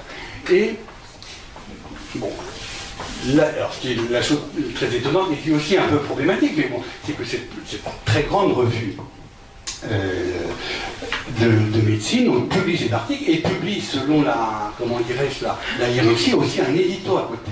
Et cet édito est très important, parce qu'il est signé par une personnalité là aussi éminente du monde scientifique, et qui va mettre en avant deux choses: regarder la science avance, et ajoutant aussi un autre volet, regarder la science américaine avance. Et donc c'est sur ces deux volets-là qu'il y a une sorte d'appel d'air énorme qui va se lancer. Donc après, pendant une dizaine d'années, vont se multiplier non seulement d'abord des budgets qui vont se libérer, mais surtout, peu après la publication, c'est là où c'est aussi un peu compliqué, le domicile de ce médecin qui a publié va être submergé de patients ou de proches de patients qui vont coucher devant son domicile pour avoir ce médicament, etc., etc. Et au bout de 4 ou 5 ans, l'autorisation va être donnée aux États-Unis comme en France, d'ailleurs très rapidement, pour cette tacrine. Et donc c'est l'ouverture, donc voilà.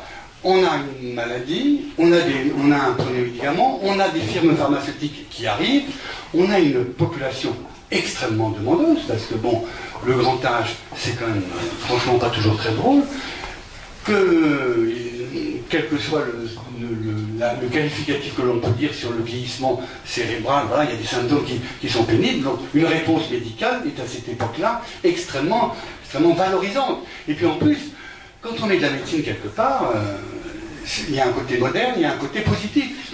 Au moins, on regarde les choses. Donc, voilà.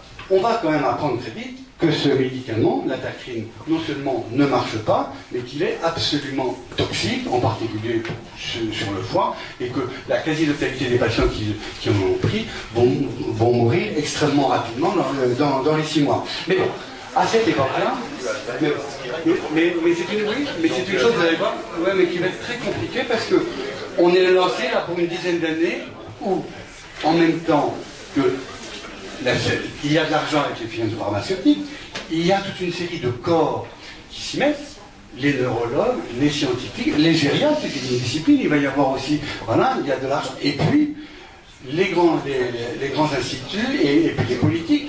On ne va pas arrêter dans les journaux, on va passer pour dire bientôt c'est 1 million, c'est 3 millions, c'est 5 millions, c'est 10 millions de malades qui vont être atteints de cette maladie.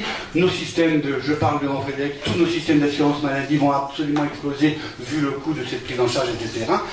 La seule solution, c'est évidemment les médicaments. Et ce qui est très intéressant, c'est que les médicaments vont structurer un peu tout cet univers-là, vont structurer cette prise en charge, et avec aussi, quand même, c'est aussi ça qui rend les choses aussi un petit peu compliquées, c'est que se créent des associations de malades. Alors la plus importante, évidemment, aux États-Unis est avec Rita Hayworth, dont vous savez qui donc est atteinte elle de la maladie et que c'est elle ou c'est une de ses... Non, je crois que c'est elle ou oui, c'est elle, voilà. Et donc avec on la voit dans une situation absolument catastrophique, très triste, etc. C'est un appel au fond. Bref, et les malades et surtout les proches vont demander à la médecine, apportez-nous un médicament. Apportez-nous un médicament. Donc il y a toute une configuration qui fait que, voilà, la vieillesse arrive, puisqu'il y a des gens de plus en plus de 80 ans, il y a des médicaments, on va parler bientôt de vaccins, et il y a de l'argent. Et avec aussi cette grande particularité, j'ai perdu le film, mais je sais pas, oui, il y a des histoires autour de... Mais ça, voilà. Et arrive quelque chose qui est très important, c'est donc je donne juste quelques dates, voilà, donc l'évolution, et là il n'y a pas de doute, hein, c'est très positif, et même à l'époque-là, c'était un peu valorisé d'avoir la maladie des gemmes, au moins on était malade. Voilà. Il y avait quelque chose aussi de réconfortant, en disant, mais voyez, ce cas, les symptômes de mes parents, mais voilà, c'est pas lié, elle est pas folle, elle est malade. Voilà. Il y avait quelque chose d'assez qui pouvait être sécurisant, et puis au moins, il y avait des médecins qui s'intéressaient à eux. C'était pas rien, parce que quand même... Et puis arrive un congrès qui est très intéressant, mais qui marque un peu une vraie rupture, qui est en 2004, le congrès à Philadelphie, autour de la maladie d'Alzheimer. Oui, je pense qu'il y avait, entre l'arrivée de la tacrine qui va vite disparaître, il y aura 3 nouveaux médicaments qui surgissent, qui vont envahir le marché. Et là, la première fois, est rendue publique une étude qui montre, et là c'est une grosse étude au bout d'un an, sur quelques milliers de patients, qui montre que non seulement en comparant un groupe placebo et un groupe en ayant ces médicaments, que non seulement il n'y a pas d'effet positif pour ceux qui prennent le médicament, mais qu'il y a un taux de mortalité multiplié par 3. C'est compliqué, oui, ils vont dire, c'est honteux déjà. Le fait est, c'est très compliqué, parce qu'en même temps c'est des personnes âgées, donc qui meurt, ça paraît un peu normal à un moment donné, mais là c'est vrai que c'était un peu bizarre. Et mais là vous allez voir, ce qui est très étonnant, c'est qu'on est en 2004, donc c'est quand même il n'y a pas très longtemps, et en 2004, personne n'a voulu voir ça. Personne. Tout le monde avait intérêt, les neurologues, les gériatres, les familles, les associations françaises également, voulaient rester, non pas sur ce rêve, mais sur ce modèle qui grosso modo un peu rassurait tout le monde. Il y avait des vieux, ils étaient un peu malades, on avait un traitement, il n'était peut-être pas terrible, mais il y en aurait un prochain, continuons comme ça, il y a de l'argent, nos amis gériatres, c'était pas la discipline, certes elle prenait de l'importance, mais c'était pas la discipline la plus valorisée, mais bon, comme ils avaient un peu d'argent, ils pouvaient faire de très beaux congrès aux quatre coins du monde. Bref, tout ça fonctionnait plutôt bien. Et donc en 2004, lorsqu'il y a un signal d'alarme qui est tiré, il passe complètement à l'as et tout le monde continue à prescrire ces 3 médicaments, et avec évidemment les tentations très classiques que l'on a avec l'industrie pharmaceutique, qui est de dire au début on va le donner aux gens qui sont très atteints, puis après on va le donner de plus en plus tôt, et pourquoi pas, ne pourrait-on pas envisager de le donner en préventif. On connaît ça. On monte les doses aussi. Et on monte les doses, etc. Mais avec aussi, c'est pour ça que bon, là c'est un petit peu caricature, mais c'est aussi assez compliqué parce que la question des effets secondaires, par exemple chez les vieux, c'est compliqué. Ils ont 5 ou 6 médicaments. Qu'est-ce qui est la cause de quoi? Est-ce que c'est le mélange est-ce que c'est un autre médicament qui va provoquer voilà. Et surtout que tous les grands pharmacologues disent qu'à partir de 3 voire 4 médicaments prescrits, on ne sait pas ce qui se passe. Donc le métabolisme est tel que voilà. Mais donc, en tout cas, pendant une dizaine d'années, jusqu'en 2011, on va continuer. Tout le monde va être plutôt assez content. Assez content. Sauf évidemment les patients, parce que le problème, c'est que les médicaments sont ni chaud ni froid. Absolument ni chaud ni froid. On a beau nous raconter tout ce qu'on veut. Et ce qui est d'ailleurs très intéressant, c'est que les premiers qui vont s'en rendre compte, c'est les généralistes. C'est les généralistes. C'est pas... Les neurologues font un diagnostic, ils renvoient aux généralistes, et les généralistes, ils suivent un peu les patients. Ils voient bien qu'ils peuvent donner des réceptes pendant 6 mois, 1 an, 2 ans, ni chaud ni froid, aucun retard, aucun changement dans l'évolution de... Et donc, il y a... Tu connais d'autres médicaments qui n'ont aucun effet, qui sont aussi... Ah oui, beaucoup. Par exemple. Non, mais attends, je peux te prendre... je peux te prendre un autre exemple, rien que pour provoquer ici, l'homéopathie. Il y a plein de... Là, on va me dire que c'est pas vrai. Non, voilà, non, mais oui, il y a plein de médicaments dont l'utilité, j'allais dire, est sociale. Il n'est pas... Je fais juste une parenthèse sur l'homéopathie, après cette phrase un peu caricaturale. On peut penser que les médicaments homéopathes ne servent à rien, mais le fait est, c'est que, grosso modo, les médecins généralistes qui sont plutôt autour de l'homéopathie reçoivent un peu plus longtemps leurs patients, ils sont plus, je sais pas quoi, plus chaleureux, plus hospitaliers. Voilà. Il y a des choses qui jouent, il y a plein d'autres choses qui peuvent jouer. Je ne dis pas, mais ça je ferme la parenthèse. Donc, mais dans le cas de... Ça provoque plein de choses, voilà. Et voilà, mais là, l'homéopathie, ça marche très bien, c'est des injures qui fusent très bien. Mais donc, il n'y a pas de problème. Si ce n'est que dans le cas qui est un petit peu problématique avec les médicaments autour de la maladie des Alzheimer, c'est que dans les bonnes années, c'est quand même autour de 700 millions d'euros par an de dépenser. C'est beaucoup d'argent. Et donc, voilà, et au final, jusqu'à ce qu'il soit complètement interdit il y a 2 ans, on peut estimer à plusieurs milliards, voire quasi une dizaine de milliards d'euros qui ont été dépensés pour des médicaments qui ne servaient à rien. Mais voilà, donc je passe sur les étapes un peu finales, c'est qu'en 2011, alors que c'est, je crois, Dominique de Villepin qui est alors Premier ministre, qui va déclarer la maladie d'Alzheimer grande cause nationale.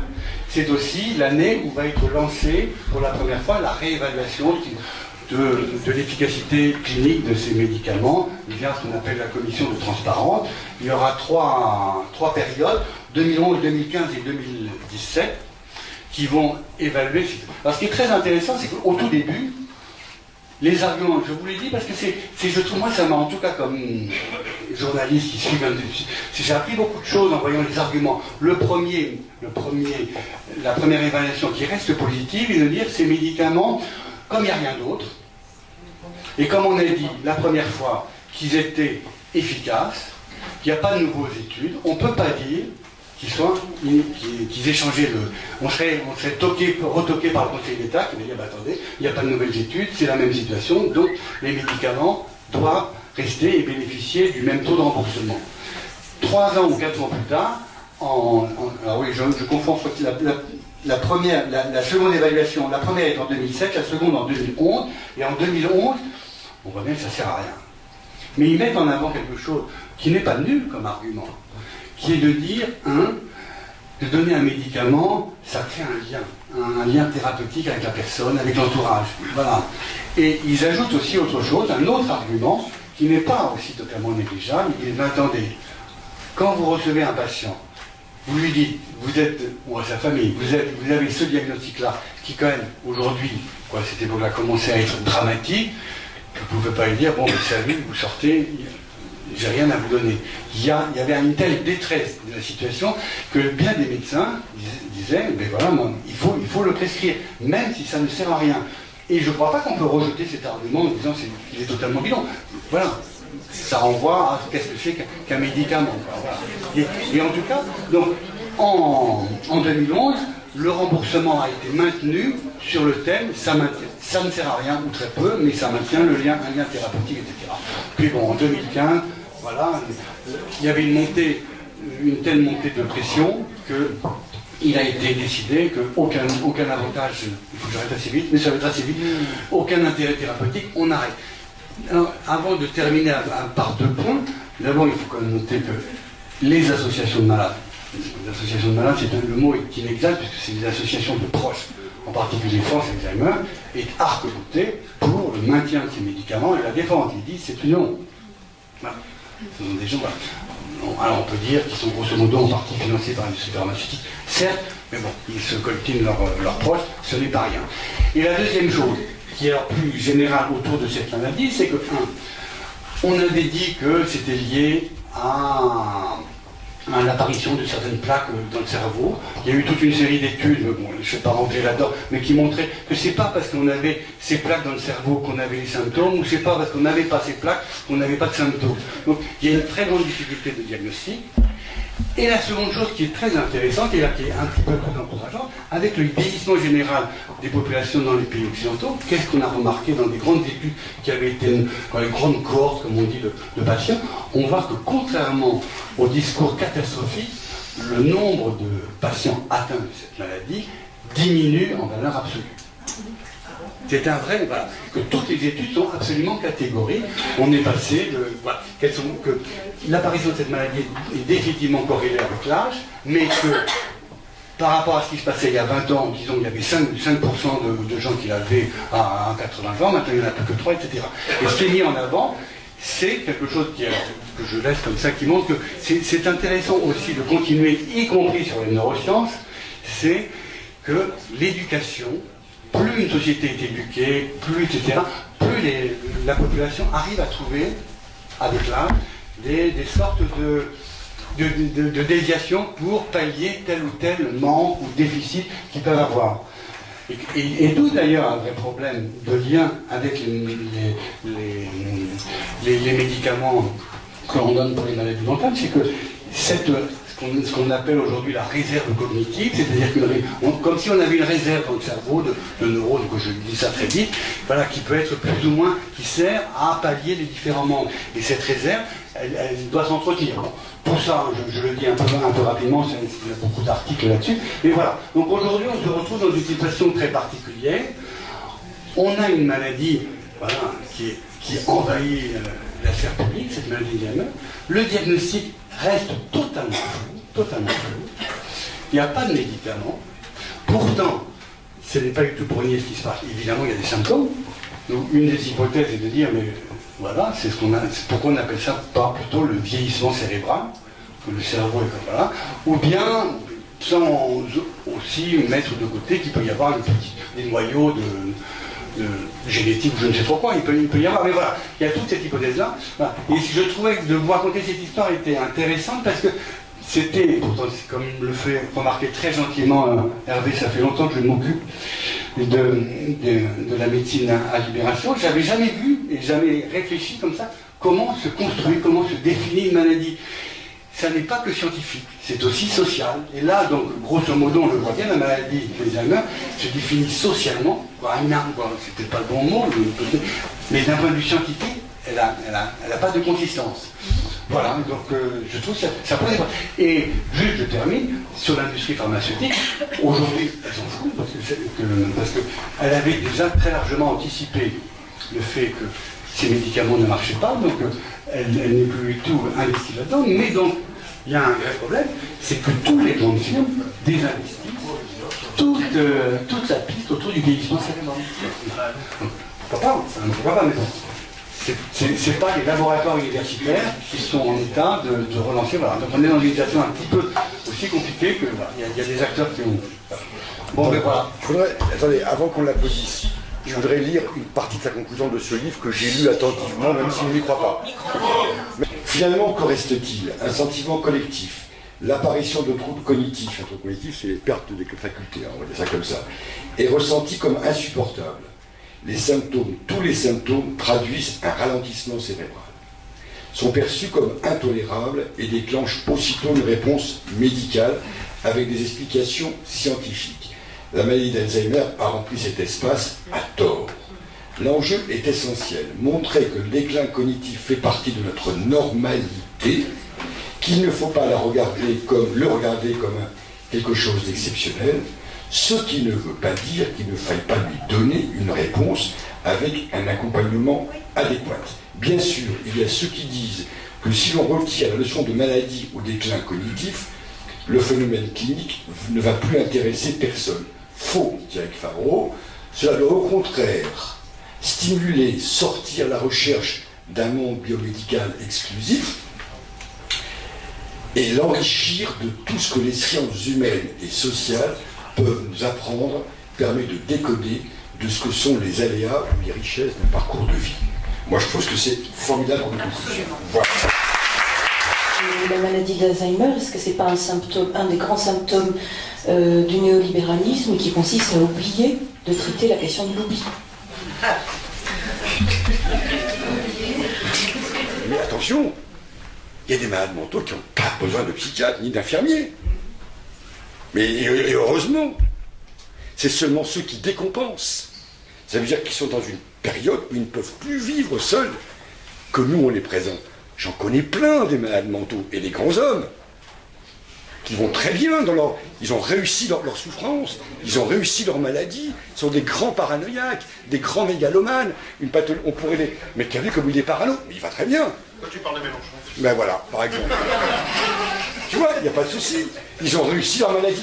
C'est quand ils échouent leur souffrance, qu'on est là. Donc si on a la question du lien dans la tête, de la maladie de la relation, attendez, qu'est-ce que je peux faire, moi, comme soignant, devant cette personne qui souffre avec lui-même et avec le monde d'un lien, simplement, si je ne pouvais pas mettre en acte, en action, la question de quel lien je peux mettre en place avec cette personne. Et là, nous sommes vraiment très mauvais. Je le dis depuis longtemps, nous ne travaillons pas suffisamment cette question. Partout, on dit c'est du relationnel, mais ça, c'est le Secours populaire dira aussi que c'est du relationnel. Ils ont raison, mais nous, soignants en psychiatrie, il y a quelque chose qui nous est spécifique. Quand on accueille un grand fou, c'est pas pareil, excusez-moi, qu'accueillir un migrant qui a faim. C'est pas la même position. Même si fondamentalement il s'agit d'un étranger et de l'étrange, il y a une autre chose. Or, cette autre chose est abolie de la formation. Il n'y a plus aucune formation concernant qu'est-ce qui peut être du lien avec un patient psychotique, par exemple. Ça n'existe plus. C'est terminé. Le film que vous avez vu, le film mercredi soir de Miller, qui a vu le film à la télé? Ouais, vous l'avez vu. Et c'est du... Attendez. À minuit sur la 3. Il y a un film qui est passé qui s'appelle L'abandon de la folie. La folie à l'abandon. Mais c'est... Bon, on en parlera à un autre moment. Mais je me promène sur le port de Marseille, je dis bonjour à quelqu'un, je suis soignant en psychiatrie. Non, je ne suis pas d'accord. C'est autre chose. C'est les constitutions de collectifs par rapport à la folie, la psychose, qui vont permettre de ce qu'on appelle, nous, transfert contre transfert. Je ne vais pas rentrer là-dedans. Il y a une formation spécifique là-dessus. Parce que quand on rencontre une personne malade, mentale, on ne peut pas ne pas être entamé. On écoute avec notre intime. Tout à l'heure, l'expression des 3 personnes, là, vous avez vu comment le père et les deux, comment ils nous ont dit, sans dire, qu'ils écoutaient avec leur intime. Et leur intime, il ne peut pas ne pas être entamé par la rencontre avec l'autre qui est fou. Qu'est-ce que ça veut dire? Ça veut dire que l'autre qui est fou, il n'a pas de chez-soi. Il a un chez-soi, très souvent, il ne sait pas où est son chez-soi. Et il va faire du chez-soi en rentrant chez moi. Et c'est moi qui va lui proposer du chez-soi pour qu'il puisse s'en faire un petit peu. Et c'est avec ces deux personnes-là que les choses peuvent s'organiser. Or, aujourd'hui, faire sans eux, qui est la grande exclusion organisée, faire sans eux, c'est aussi faire sans moi. Parce que moi, dans mon travail, je me fais du moi avec le sans moi de l'autre. Je vais très vite pour essayer de vous dire quelque chose de ce. Mais si ça n'est pas parlé, si ça n'est pas travaillé collectivement, n'est pas dans des... Or, aujourd'hui, les réunions d'équipe, par exemple, c'est un symbole formidable. Avant, il y avait des réunions où on travaillait ensemble de ce qui se passait avec un... Terminé, ça ne rentre pas dans les cases. Ça ne rentre pas dans les cases. Bon. Troisième point par rapport à la maladie mentale. Je dis toujours, le rapport de chacun à son symptôme. Là aussi, c'est pas comme la médecine. À la médecine, il y a une appendicite, excusez-moi, il faut l'opérer. Il va faire une péritonite. Oui, ça a changé peut-être. Je suis con. Ça a divisé par 10 le nombre d'appendicites. Tu t'es cassé la hanche, tu t'es cassé. Il s'est bien passé quelque chose quand même. Hein. Tu t'es cassé la jambe, alors je vais pas autre chose. Tu t'es cassé la jambe, on te met un plâtre, on t'opère. Enfin, il y a quelque chose à faire. Bon. Un jour, j'étais en formation avec des copains très loin, au Vietnam, là, et il y avait toute une équipe d'internes. L'insomnie. Oh putain, l'insomnie. Ah, l'insomnie, c'est pas rien, hein. Alors, on joue une petite scène de théâtre, parce que j'aime bien ces choses-là. Je suis insomniaque. Alors les mecs, oui, est-ce que c'est le début de la nuit ou c'est le milieu de la nuit? Parce que c'est la question centrale. L'Imovan, c'est au milieu de la nuit. Le Stimnox, c'est au début de la nuit. Les mecs, ils ont appris ça, les 2 médicaments de l'insomnie. Tatac, tatac, tatac et tout. Et puis quand, depuis très longtemps, bon, très bien, vous avez vu le médicament? Non, très bien, bon. Et pourquoi vous venez là? Parce que ma femme m'a dit de venir. Bon, très bien. Parce que ma femme ne supporte plus les insomnies. Bon, très bien, tac, tac. Imovan, Stimnox. Tac, tac, tac. On reprend l'entretien, et je pose la question à mon copain. Mais au fait, dans vos insomnies, qu'est-ce que vous faites? Ah bah, écoutez, docteur, vous savez que je suis prix Nobel de littérature, et à ce moment-là, j'écris mes livres. C'est pas une petite histoire, ça veut dire que le symptôme, si on le prend, mon angoisse à moi va me permettre de faire des choses formidables, mon trouble anxieux généralisé, il va me permettre de ne pas sortir dans la rue parce que j'ai peur de me faire casser la gueule par les CRS aujourd'hui, etc. Ça protège les symptômes, parce que nous, on pense que les symptômes, ça c'est vraiment, il faut ça sert à quelque chose. Et c'est sûrement, c'est un compromis que l'espace psychique se procure pour moins souffrir. Tout symptôme a pour objet de moins souffrir. Quand on aura compris ça, on dira, pas comme la nouvelle psychiatrie, il faut abraser les symptômes. On n'abrase pas un symptôme.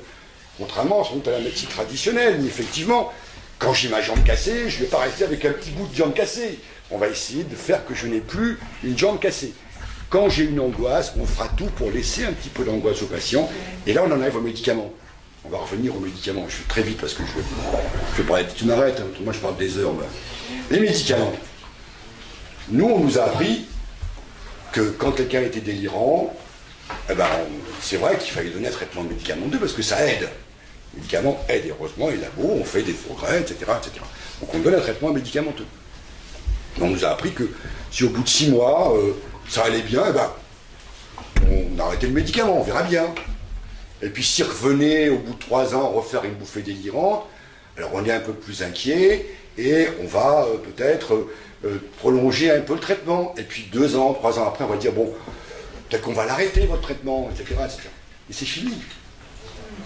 L'enseignement de la psychiatrie aujourd'hui pour les jeunes talents en psychiatrie, le médecin, quelqu'un fait un jour une bouffée délirante, le traitement, il est à vie.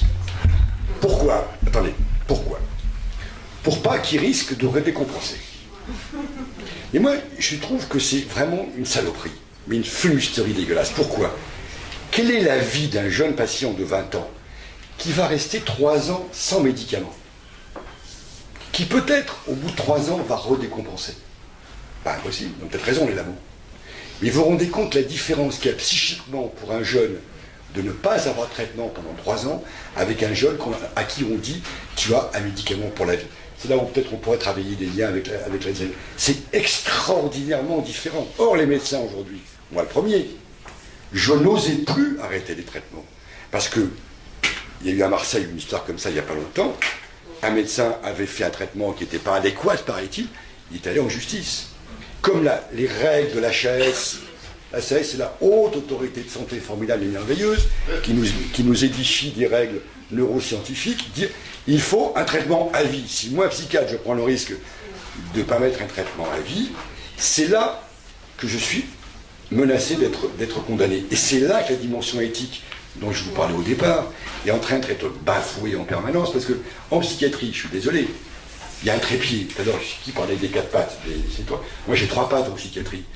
Là, quand on rencontre un patient, que ce soit un infirmier, un psychologue, ce qu'on voudra, il y a une règle d'or, enfin, pour moi en tout cas.